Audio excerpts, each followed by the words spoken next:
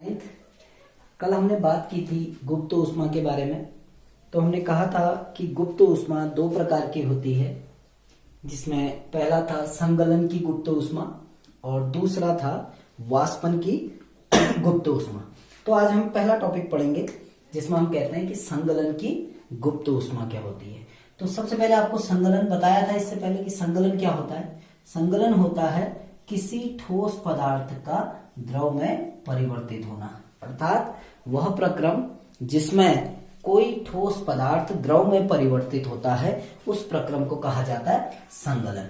अब ठोस पदार्थ द्रव में परिवर्तित हो रहा है, तो जब कोई पदार्थ अपनी अवस्था को बदलता है, अर्थात ठोस से द्रव में या द्रव से गैस में, तो उस पदार्थ को हमें ऊर्जा देनी होती है या ऊष्मा देनी होती है। तो किसी ठोस पदार्थ को द्रव में बदलने के लिए जिस ऊष्मा की आवश्यकता होती है या जितनी ऊष्मा की आवश्यकता होती है वो कहलाती है संगलन की गुप्त ऊष्मा। अर्थात ठोस से द्रव में परिवर्तित करने के लिए जो ऊष्मा की आपूर्ति की जाती है किसी पदार्थ को, वो कहलाती है संगलन की गुप्त ऊष्मा।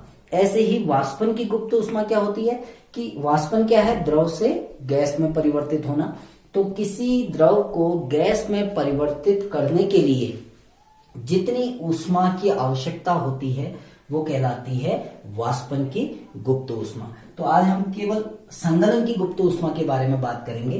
तो संगलन की गुप्त ऊष्मा को समझाने के लिए मैंने एक डायग्राम बनाया हुआ है यहाँ पर। आप इसको गौर से समझना कि एक बीकर लिया है, इस बीकर में कुछ बर्फ के टुकड़े डाल दिए गए हैं और नीचे एक स्प्रिट लैंप लिया गया है।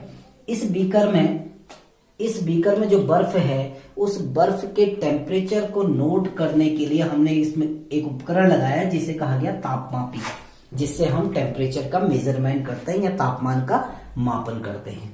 तो जब बर्फ में ये तापमापी डाला जाएगा तो तापमापी में जो रीडिंग आएगी वो आएगी 0 डिग्री सेल्सियस, क्योंकि बर्फ का तापमान कितना होता है 0 डिग्री सेल्सियस। अब हमने क्या किया, इस स्प्रिट लैंप को जला दिया, अर्थात हम ऊष्मा दे रहे हैं। किसको दे रहे हैं? बर्फ को। तो जैसे जैसे हम बर्फ को ऊष्मा देंगे तो बर्फ क्या होगी, द्रव में बदलेगी, यानी बर्फ मेल्ट होने लग जाएगी और वो द्रव में परिवर्तित होगी। अर्थात बर्फ ने ऊष्मा ग्रहण की और द्रव में परिवर्तित हुई। लेकिन आप एक देखेंगे कि इस तापमापी के रीडिंग में कोई परिवर्तन नहीं होता है। अर्थात तापमापी में जो टेम्परेचर है, जो तापमान दिखा रहा है 0 डिग्री सेल्सियस, इस तापमान में कोई भी वृद्धि नहीं होती है। अर्थात बर्फ ने ऊष्मा तो ग्रहण करी, इस बर्फ ने ऊष्मा को ग्रहण किया, क्योंकि अगर ऊष्मा ग्रहण नहीं करता तो पिघलता नहीं, बिना ऊष्मा के बर्फ कभी नहीं पिघलेगी। तो बर्फ ने ऊष्मा को ग्रहण किया, लेकिन इस बर्फ का तापमान नहीं बढ़ा, क्योंकि बर्फ का तापमान 0 डिग्री सेल्सियस था। और जब तक एक टुकड़ा भी बर्फ का रहेगा इस बीकर के अंदर, तब तक इस तापमापी के पाठ्यांक में, इसकी रीडिंग में कोई भी परिवर्तन नहीं होगा, अर्थात टेम्परेचर 0 डिग्री सेल्सियस ही रहेगा। तो प्रश्न ये उठता है, हमने बर्फ को गर्म किया, बर्फ ने ऊष्मा ग्रहण की, जब ऊष्मा ग्रहण की तो तापमान बढ़ना चाहिए, लेकिन तापमान नहीं बढ़ा, अर्थात बर्फ द्वारा ग्रहण की गई ऊष्मा कहाँ गई। तो इस बारे में हमने बात की थी कि बर्फ ने जो ये ऊष्मा ग्रहण की, इस ऊष्मा को नाम दिया जाता है गुप्त ऊष्मा। इसको संगलन की गुप्त ऊष्मा कहा जाता है, क्योंकि गलन हो रहा है, बर्फ पिघलकर किस में बदल रही है, द्रव में। तो संगलन की गुप्त ऊष्मा क्या होती है? संगलन की गुप्त ऊष्मा होती है कि किसी ठोस के ताप में बिना परिवर्तन के, किसी ठोस के ताप में बिना परिवर्तन के 1 किलोग्राम ठोस को उसके गलनांक पर, यदि 1 किलोग्राम ठोस को उसके गलनांक पर हम द्रव में परिवर्तित कर रहे हैं, तो इस दौरान जो भी ऊष्मा की आवश्यकता होगी वो ऊष्मा कहलाएगी संगलन की गुप्त ऊष्मा।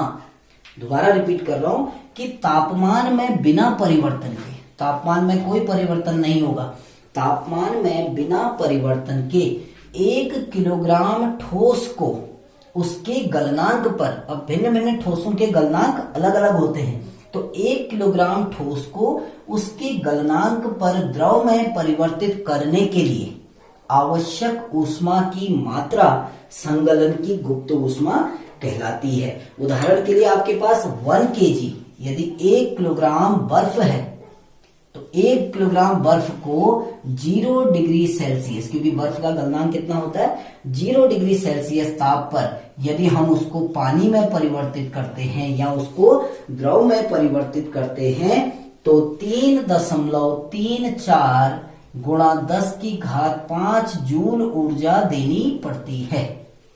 अर्थात ये बर्फ कितनी ऊर्जा, अगर ये बर्फ कितनी है 1 kg हम मान के चलते हैं, ये बर्फ कितनी है 1 किलोग्राम, तो 1 किलोग्राम बर्फ को अगर हमने द्रव में बदलना है कितने ताप पर 0 डिग्री सेल्सियस ताप पर, तो कितनी ऊष्मा देनी पड़ेगी 3.34 गुणा 10⁵ जूल। ये जो ऊष्मा इस बर्फ ने ग्रहण की ये कहलाती है संगलन की गुप्त ऊष्मा। अर्थात संगलन की गुप्त ऊष्मा की वह मात्रा होती है जो 1 किलोग्राम ठोस को उसके गलनांक पर द्रव में बदलने के लिए आवश्यक होती है बिना उस ठोस के तापमान को बढ़ाए। अर्थात बिना तापमान बढ़ाए यदि 1 किलोग्राम कोई भी ठोस हो उसको आपने द्रव में बदलना है तो जितनी भी ऊष्मा दी जाएगी ऊष्मा की वह मात्रा कहलाती है संगलन की गुप्त ऊष्मा। जैसे आपको मैंने उदाहरण लिखाया भी कि संगलन की गुप्त ऊष्मा का मान कितना होता है 3.34 गुणा 10⁵ जूल प्रति किलोग्राम, क्योंकि 1 किलोग्राम को हम परिवर्तित कर रहे हैं। अब सवाल ये आया, फिर से वही सवाल आया कि ऊष्मा तो इसने ग्रहण की लेकिन वो ऊष्मा गई कहाँ। कल हमने बात की थी बर्फ ऊष्मा ले रहा है, मैंने कहा था ना कि अगर लोहे की कोई छड़ है आप उसको गर्म करोगे तो छड़ द्वारा क्या ली गई ऊष्मा, तो छड़ का ताप बढ़ेगा यानी वो ऊष्मा आपको महसूस होगी। लेकिन यहाँ पर क्या हो रहा है कि बर्फ ऊष्मा ले भी रहा है लेकिन वो महसूस नहीं हो रही है, क्योंकि अगर ये ऊष्मा महसूस होती तो तापमान बढ़ने लगता, लेकिन तापमान नहीं बढ़ा यानी बर्फ अभी भी उतनी ही ठंडी है जितनी पहले थी। तो बर्फ द्वारा ग्रहण की गई ऊष्मा कहाँ गई, उस बारे में हमने बात की थी कि बर्फ द्वारा जो भी ऊष्मा ग्रहण की गई वो कहाँ यूज हो गई, बर्फ के कणों के बीच में जो आकर्षण बल है उस आकर्षण बल को तोड़ने में प्रयोग कर ली गई। तो ये था संगलन की गुप्त ऊष्मा। दोबारा रिपीट कर देता हूं एक बार परिभाषा कि बिना ताप में परिवर्तन के 1 किलोग्राम ठोस को उसके गलनांक पर द्रव में बदलने के लिए आवश्यक ऊष्मा की मात्रा उस ठोस की संगलन की गुप्त ऊष्मा कहलाती है। नेक्स्ट टॉपिक में हम बात करेंगे वाष्पन की गुप्त ऊष्मा के बारे में। Thank you.